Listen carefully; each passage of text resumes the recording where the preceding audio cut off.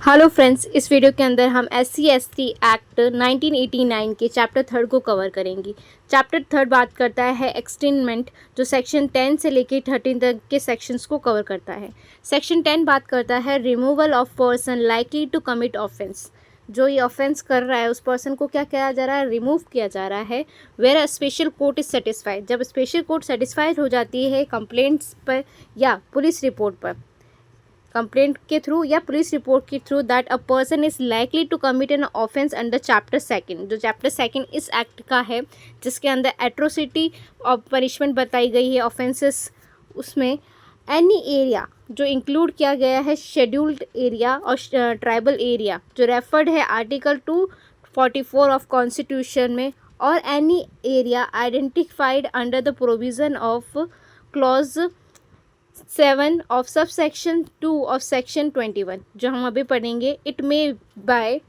Order in writing direct such person, उस person को क्या डायरेक्ट कर दिया जाएगा कि आप क्या हो जाओ, remove himself beyond the limit, उस एरिया के लिमिट से अपने आप को वहाँ से हटा लो। जो कहाँ पर आता है, जो शेड्यूल एरिया के अंदर आता है या शेड्यूल ट्राइबल एरियाज़ के अंदर आता है, या जो आइडेंटिफिकल प्रोविज़न बताया गया है कि ये शेड्यूल्ड एरिया है, ये शेड्यूल्ड ट्राइब का एरिया है, by which revolt or and within such time as may be specified in order।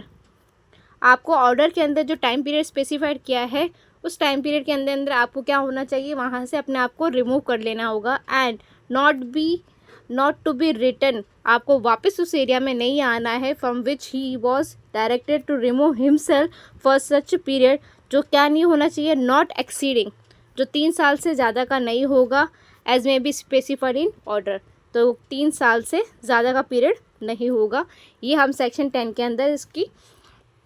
Period को जानते हैं। अब सब सेक्शन 2 बात करता है सेक्शन 10 का, the special court shall along with the order under sub section 1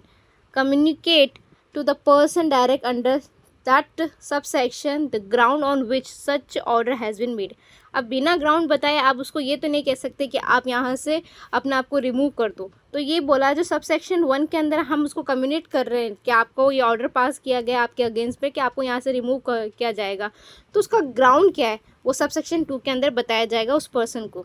sub section 3 बोल रहा है स्पेशल कोर्ट में रिवोक, स्पेशल कोर्ट चाहे तो रिवोक कर सकता है, मॉडिफाई कर सकता है अपने ऑर्डर को जो सब सेक्शन 1 के अंदर दिया है, और उसके लिए वो क्या करेगा, अपना रीज़न राइटिंग में रिकॉर्ड करेगा on the representation made by the person against whom such order has been made. जिसके अगेंस्ट जो ऑर्डर दिया गया है वो क्या करता है, अपना रिप्रेजेंटेशन देता है,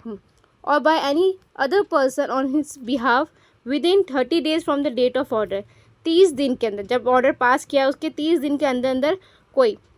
या तो वो पर्सन खुद या उसके बिहाफ में कोई रिप्रेजेंटेशन फाइल करता है, तो स्पेशल कोर्ट क्या कर सकती है, उसे रिवोक कर सकती है उस ऑर्डर को, या फिर उस ऑर्डर में मॉडिफिकेशन कर सकती है।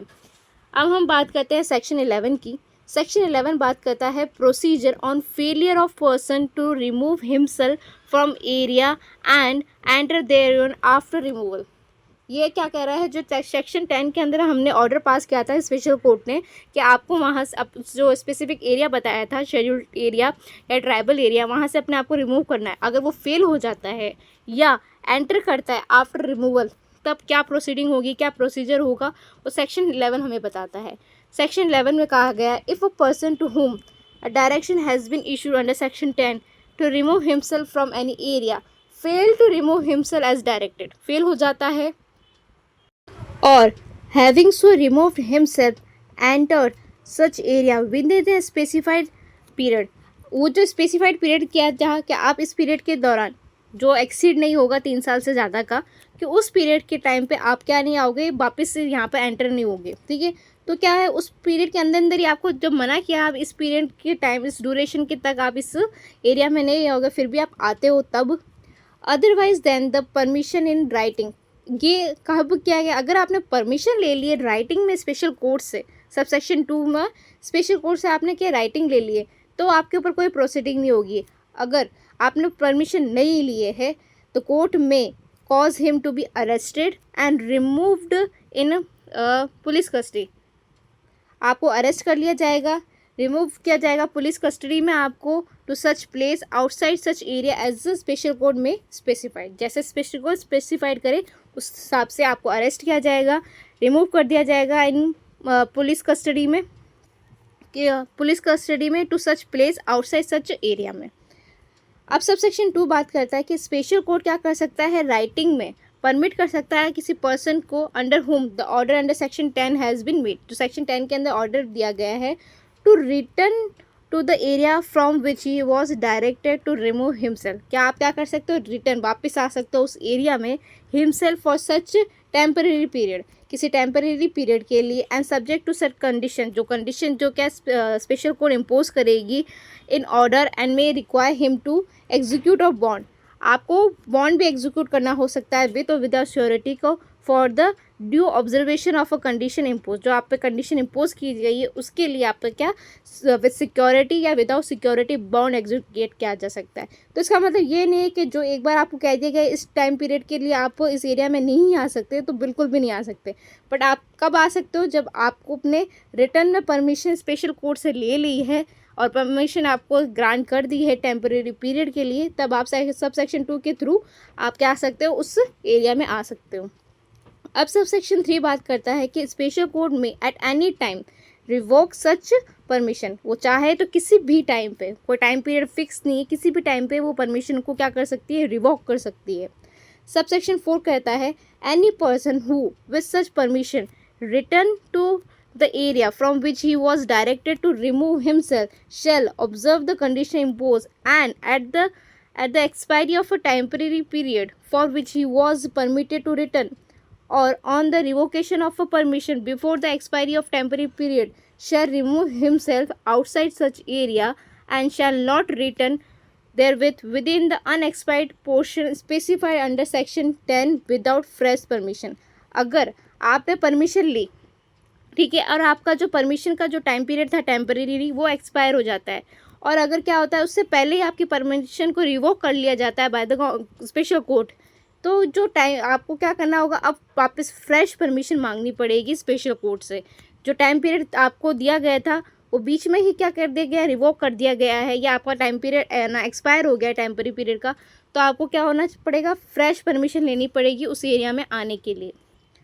सब सेक्शन 5 बात करता है if person fail to observe any condition impose to or remove himself accordingly और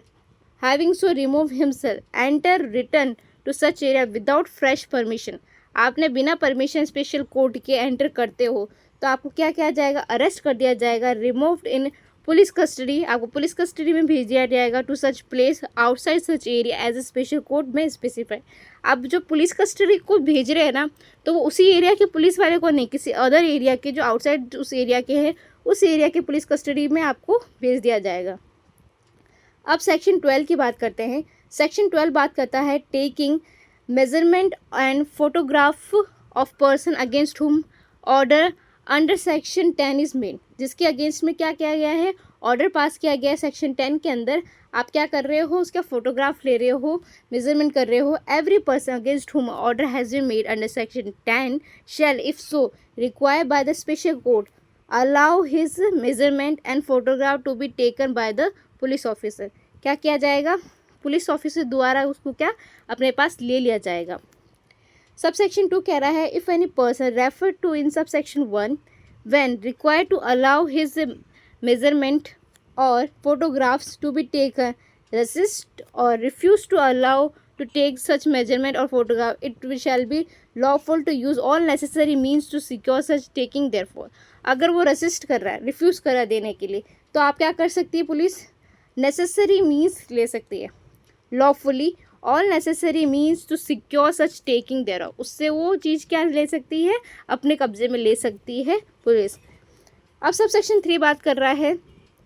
resistance or refusal to allow or taking a measurement or photograph under sub section 2 shall be deemed to be offence under section 186 of IPC. IPC की जो section 186 है उसके अंदर क्या माना जाएगा, उसे ऑफेंस मान के आपको पनिश किया जाएगा अगर आप रेसिस्ट कर रहे हो, रिफ्यूज़ कर रहे हो फोटोग्राफ लेने से, मेजरमेंट लेने से। सब सेक्शन 4 बात करता है where order under section 10 is revoked. अगर सेक्शन 10 के अंदर ऑर्डर जो था वो रिवॉक कर लिया जाता है तो all measurement or photograph including negatives, जो ब्लैक आती थी कार्बन कॉपी टाइप जैसी, वो भी उसको भी यहाँ पर इंक्लूड किया गया है। Take under sub section 2 shall be destroy, तो अब क्या कर दिया जाएगा, उसको डिस्ट्रॉय कर दिया जाएगा। Made over to the person against whom such order is made, और यह उस पर्सन को दे दिया जाएगा। तो सब चीज़ को, ताकि उसकी आइडेंटिटी डिस्क्लोज ना हो, अगर वो रिवॉक हो जाता है सेक्शन 10 के अंदर ऑर्डर, तो उसको क्या कर दिया जाएगा, डिस्ट्रॉय कर दिया जाएगा। अब सेक्शन 13 की बात करते हैं। सेक्शन 13 बात करता है penalty for non compliance of order under section 10। अगर आप सेक्शन 10 के ऑर्डर को कंप्लायंस नहीं करते तो उसके लिए पेनल्टी भी इम्पोज की जाएगी। Every person contravening an order of a special code, आप स्पेशल कोड के ऑर्डर का उल्लंघन कर रहे हो तो आपके लिए पनिशमेंट क्या होगी, punishment with imprisonment for term which may be extend to 1 year with fine. 1 साल की आपको पनिशमेंट होगी और साथ में आप पे फाइन इम्पोज किया जाएगा। Thank you friend. अब नेक्स्ट वीडियो के अंदर हम चैप्टर 4 को कवर करेंगे।